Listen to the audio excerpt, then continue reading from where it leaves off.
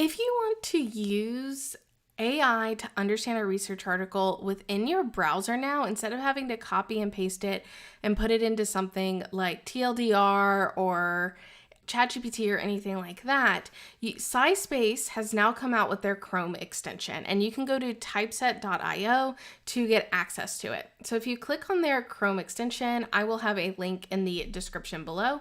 You can see that it is SciSpace CoPilot, so it's the same Copilot within SciSpace that I've created videos on before, and you can just click Add to Chrome to allow it to add into as a Chrome extension so that you can be able to see it within your different areas. Now, you will need to connect your account to be able to use it, but you can create a free account on SciSpace. So I just connected my account for a moment, and now I'm going to go find a paper to test this on.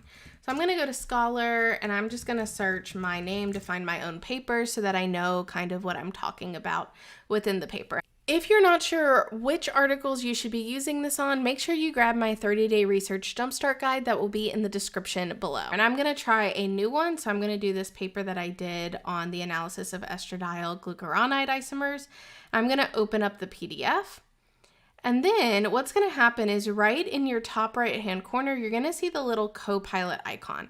And so when you click this, it's going to analyze the web page or PDF, and then it's going to make it look exactly like it does on SciSpace CoPilot. And so what you can do is it has a few prompts down here that you can use, or you can type in any of your prompts to talk about this paper.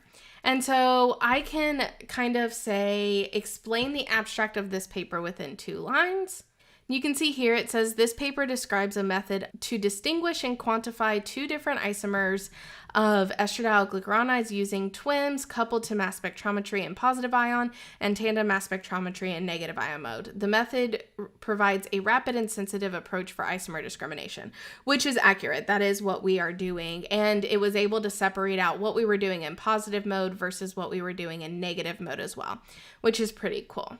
A few other things that we can ask is explain the practical implications of this paper. So the practical implications of this paper are that developed methods can be used to distinguish and quantify 2 different isomers of estradiol glucuronides in a rapid and sensitive manner. This can be used in various fields such as research, pharmacology, and toxicology, where quantifications of these isomers are important, and it can also be coupled with liquid chromatography for enhanced analysis. So this is doing a pretty good job of understanding what this paper is doing as well.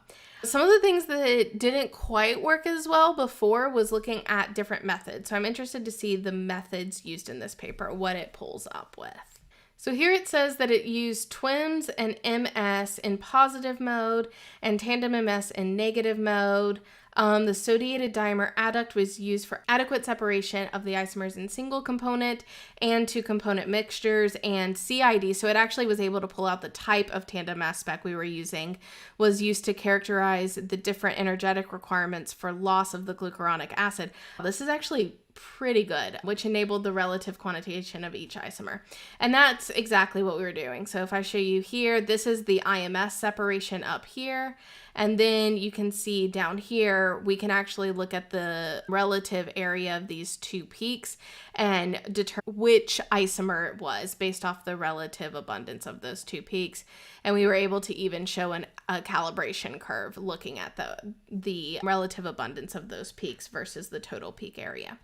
So that's actually a really good job of identifying the methods used. Let's look at the results of the paper. So this paper demonstrated that TWIMs coupled with MS in positive ion mode can successfully separate estradiol glucuronide isomers, and tandem MS via CID enables relative quantitation of each isomer in negative mode. This method provides a rapid and sensitive approach. So it's kind of using the same terms as it's already used. And that's the overall. I was hoping it was going to pull in a little bit more of the numbers with the results versus just kind of the impact that it's already talked about above. And then the final thing I really want to look at is the limitations of this paper. So it did not investigate the accuracy and precision of the method for quantifying the isomers in complex biological matrices. That is true. It was not compared to other existing methods for isomer discrimination. That's also true. These limitations suggest that further studies are needed to validate the method's performance. And I don't know if I included that. Yeah, so I didn't include those exact things within here. I do talk about how it's susceptible to signal suppression in complex matrices. So it might have gotten some of that, but that's actually pretty good, actually identifying limitations, not coming from my direct language. Now, the other thing you can do is you can write your own question. So I can say, what are 5 future directions from this article? So different future directions could include validating the method's performance in complex biological matrices, comparing the developed method with other existing methods, so basically addressing the limitations, applying the method to investigate biological activities of this in different tissues and cell types, developing a high throughput version of the method, and then using the method to investigate the effects of different drugs and environmental factors on metabolism and elimination. So these are all basically, you have 2 that are focused on the limitations and 3 here that are focused on moving this into more of a clinical setting instead of a proof of method. And so you can ask it your own questions or anything like that. You can also ask a follow-up question. And so I'm going to say, which of these future directions would be the most feasible to pursue? Now, obviously, this is an AI. It's not going to give you like absolute best things as someone who really knows this field. So it would be difficult to determine which future direction would be the most feasible without further information. Each direction has its own benefits and challenges. So it really didn't answer the question. It basically told you to do your own research. But that's how you can ask a follow-up question.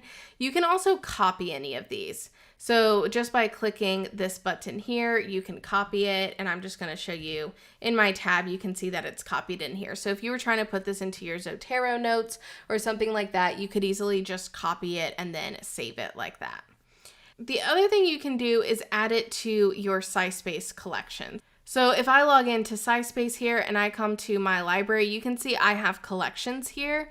So directly from here, I can save this into, let's call it Untitled Collection number 1 and click Save. So now if I go back to my library and come into here, you can see, I think it's this one. Yeah, so you can see this is now saved in my SciSpace collection as well. And so that's overall how you can, without even having to copy and paste this into anywhere or upload it anywhere, you can now use SciSpace CoPilot within Chrome while you're reading an article as well and copy out its responses to put in a note or in a Notion or any of those things. If you want to see my other SciSpace and AI tutorials, I will leave a couple up here. And if this video was helpful, please like it and subscribe to this channel for more ways to use tech in your research. And I hope to see you in the next video.